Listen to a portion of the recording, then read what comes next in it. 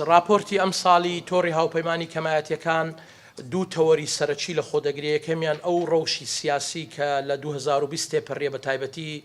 با بڵێن دەست خستنە ناوکاری عێراق لەلایەن وڵاتانی دراوسێ بە تایبەتی تورکیا و ئێران و هەروەها بەشەکەی تری وەکو هەموو ساڵێک ئەو پێشێلکاریانەیە کە لە چوارچێوەی ژیانی ڕۆژانە ڕوبەڕووی کەمایەتیەکان دەبێتەوە. ئەوەی پەیوەندی بە بەشی یەکەم هەیە ملبەملانەی سیاسی لە عێراق و کاریگەریەکانی بەداخەوە کاریگەری سەلبی لەسەر کەمایەتیەکان هەیە. بە تایبەتی یەکێک لەو خاڵە گرنگانەی کە راپۆرتەکە ئیشارەتی پێدەدا مادەی 140 و جێبەجێ نەکردنی مادەی 140ەکە هەموو لایەکتان ئەوە دەزانن ناوچەکانی مادەی 140 هەر لە شەنگال هەتا خانەقین لە چوار پارێزگای عێراق، پارێزگای نینەوە، پارێزگای کەرکووک، پارێزگای سەلاحەدین و دیالە، بەشی زۆری کەمینەکانی عێراق لەوێ دەژین بە پێکاتەی جیاواز، بۆیە ئەمان ڕوبەڕووی گرفتی گەورە بوونەتەوە و ملمەبلانەیە لە جێبەجێکردنی ئەو مادەیە کاریگەری سەلبی بەجێهێشتووە وەکو ئەوەی کە لە راپۆرتەکە ئیشارەتی پێداوە. بەداخەوە ئێمە لە خلالی ساڵی 2020 13 حاڵەتی ملبەملانەی لەسەر موڵکیەت چونکە لە چوارچێوەی مادەی 140 دەبووە چارەسەر بکرێ ئەوەی کە کەمایەتیەکانی گرتوتەوە 13 حاڵەتمان تۆمار کردووە کە زەوی و زاری کەمایەتیەکان داگیرەکرێ یا دەستی بەسەر داگیرێ لە ڕێی ئەو عقودانەی کە لە زەمەنی پێشتر هەبووە و ئەوەش کێشێکی گەورەیە. و هەروەها بەداخەوە 2020 وەکو ساڵەکانی تر ئەم ناوچانە سەرڕای ئەوەی کە داعش هاتۆتە ئەوێەوە بەشێکی زۆری کاول کردووە بەداخەوە لە چوارچێوەی ئەو ملبەملانەیە و جێبەجێ نەکردنی ئەو مادەیە لازال شوێنەکانیان ئاوادان نەکراوەتەوە وەکو پێویست خزمەت گوزاریان بۆ ناچی. هەروەها ئەم ملبەملانەیە هەندێک کێشەی ئیداریشی دروست کردووە لازال لە بینی هەرێمی کوردستان و بەغدا لە ڕووی با بڵێن تەبعیەتەوە هەمویان سەر بۆ پارێزگایان، بەڵام لە ڕووی جێبەجێکردنەوە هەرێمی کوردستان لە ڕووی کارجێڕیەوە بەڕێوەی دەبا. ئەمەش وای کردووە هیچ لایەکیان وەکو پێویست لای لێ نەکاتەوە. مەلەفێکی تر درێژە پێدانی جێبەجێ نەکردنی ئەو مادەیە و کاریگەریەکانی سیاست و سیاسەتی ملبەملانێ وای کردووە کە تا ئێستا لە سەروی 300,000 ئاوارەی کەمایەتیەکان نەگەڕێنەوە شوێنەکانی خۆیان و هەروەها زیاتر لە 250,000 هاوڵاتی کەمایەتیەکان وڵات بەجێبێ لە نووسنە دەرەوەی وڵات. و ئەوەی کە با بڵێن خاڵێکی تر بێ گرنگە لەو چوارچێوەیە زۆر جار لە مێدیا ئەوە نەشر دەکرێت، بەڵام با بڵێن ئەوانەی کە ڕەزی ئەو حاڵەتە دەکەن تەنها لە شەنگال نزیکەی 27 یەکەی سەربازی جیاواز هەیە، چ بە فەرمی چ بە نافەرمی و ئەوانە یعاز لە جیهاتی مختلف وەرەگرن. ئەوە بەشێکیشە لەو گرفتەی کە لە چوارچێوەی جێبەجێ نەکردنی مادەی 140 کە مادەیەکی دەستوری دوایی لە ڕاستپاردەکان باسی دەکەین. بەشی دووەمی ئەو گرفتەی کە ڕوبەڕووی کەمایەتیەکان بۆتەوە لە بەشی یەکەمی راپۆرتەکە پەیوەندی بە تەدەخولی ئیقلیمی هەیە بە تایبەتی بەڕوونی گوتومانە تورکیا و ئێران و ئەمە لە با بڵێن حدودی هەرێمی کوردستان هەتا بەسڕا کاریگەری هەیە، تەنها لە یەک شوێن نییە. ئەوەی کە هەیە و بەزەقی دەبیندرێ چوار تۆپبارانکردنی شەنگال بە هەر بیانویەک بێ کاریگەری سەلبی لەسەر کەمینەی ئەزیدیەکان دروست کردووە خەڵکی مەدەنی بۆتە قوربانی. هەروەها تۆپبارانکردن بۆ لادێکانی یا با بڵێن منتیقەی بەرواری باڵا و نەهلا ئەمیش کە ژمارەیەکی زۆر لە گوندنشینانی کریسیانی تێدایە کاریگەری سەلبی دروست کردووە. ئەمە خالی نەبووە لەوەی کە هەروەها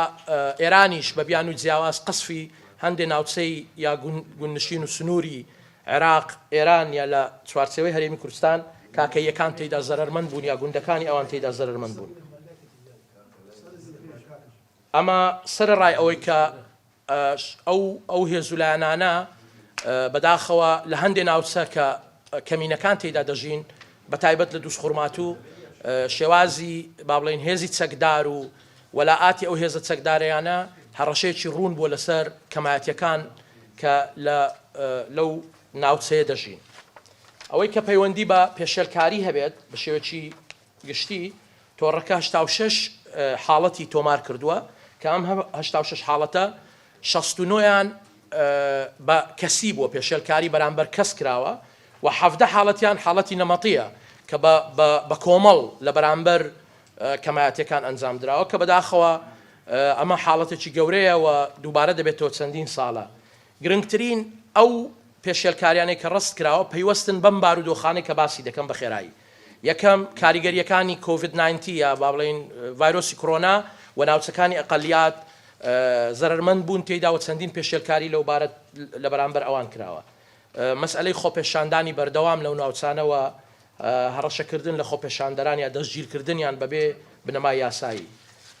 دوایینیان لە 2020 دەرچوونی یاسای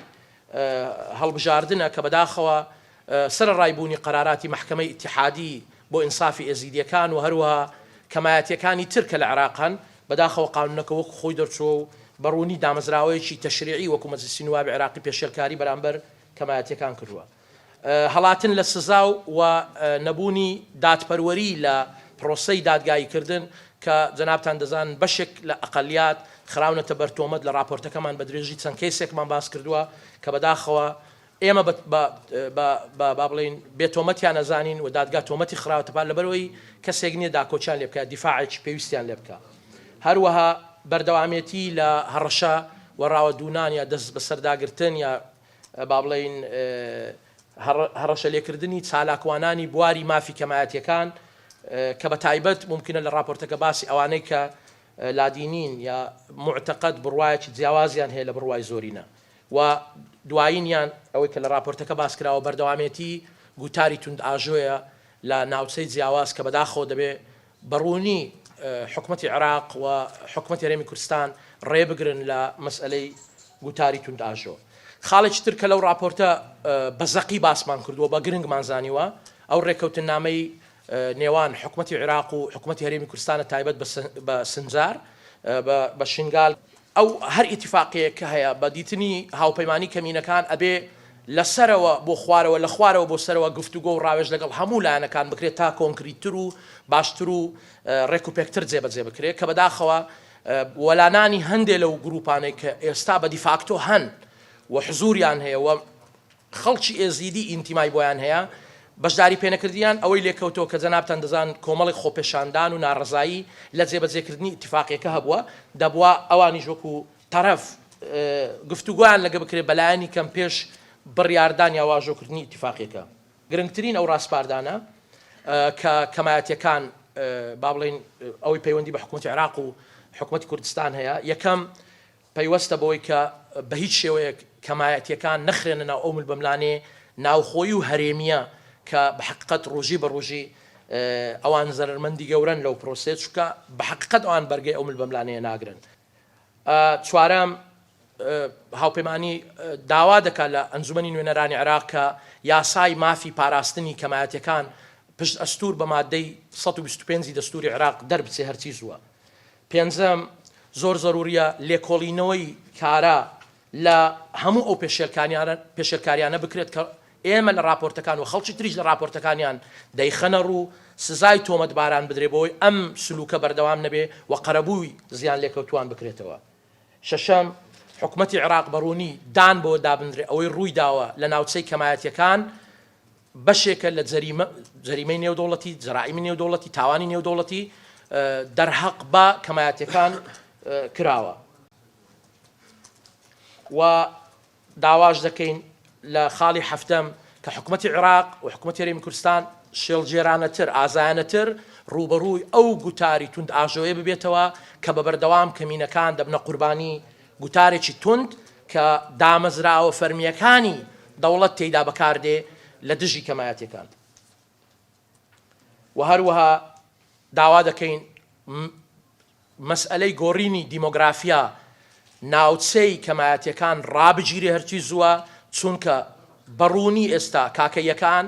کریسیانەکان ئێزیدیەکان ناوچەکانیان خراوەتە بەردەمی گۆڕانکاری دیموگرافی لادەکانیان چۆڵ دەکرێن خەڵکی تر دێتە جێگایان دەبێ ئەمە بە زووی ڕابگیرێت چونکە سیمای دیمۆگرافی ئەو منتیقانە گۆڕانکاری بەسەرداتوە دەبێت ڕابگیرێ ئەو حاڵەتەی کە هەیە و هەوڵی جدی و کارا بدرێ بۆ چارەسەری کێشەی کۆچکردنی بەردەوامی کەمایەتیەکان و هاندانی گەڕانەوەی خەڵکی ڕەسەنی ئەم وڵاتە بۆ زێدی باب و باپیرانیان میکانیزمی ڕوون بگیرێتە بەڕوونی ڕێبگیرێ لە کۆچکردنیان و هانیش بدرێن بگەڕێنەوە و دەیەمیان لە دووتوێ راپۆرتەکە و لە بەشێکی داباسی ئەوە کراوە کە دەبێ بەزوویی حکوومەتی عێراق و هەرێمی کوردستان هاوکار بن بۆ جێبەجێکردنی مادەی 140 کە پێمان وایە بە هەر سێ بەشەکەی تەطبیع و گەڕانەوە و ئیستیفتا لەو منطقانە بەشێکی گەورەی کێشەی کەمایەتیەکان چارەسەر دەکات. ئەوەی کە پەیوەندی بە تەوسیاتی کۆمەلگای نێودەوڵەتی هەیە ئەوانیش هاوکار بن لە بەناساندنی ئەو تاوانە نێودەوڵەتیانەی کە لە ناوچەی کەمایەتیەکان ڕووی داوە لە ڕابردوو. ئەمە جگەلەوەی پشتگیری لە ئەو تیمەی کە یونیتات پێچی هێناوە نەتەوەی گرتوەکان پێچی هێناوە بۆ گەڕان بە دوای ڕاستی و هەڵدانەوەی ئەو گۆڕە بە کۆمەڵانە و دیکۆمنتکردنی هەموو جهودێک بۆ ئەوە بکرێت ئەمان سەرکەوتوو بن لە کارەکەیان